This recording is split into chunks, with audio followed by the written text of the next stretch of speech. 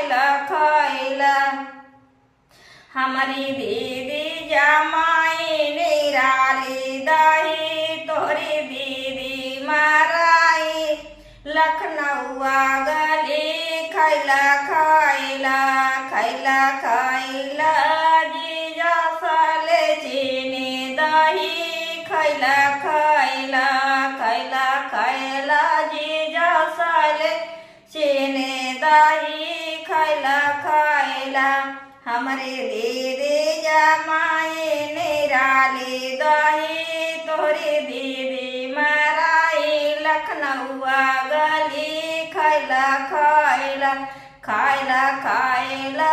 जीजा साले चीनी दही खायला खायला खायला खायला जीजा साले चीनी दही खायला खायला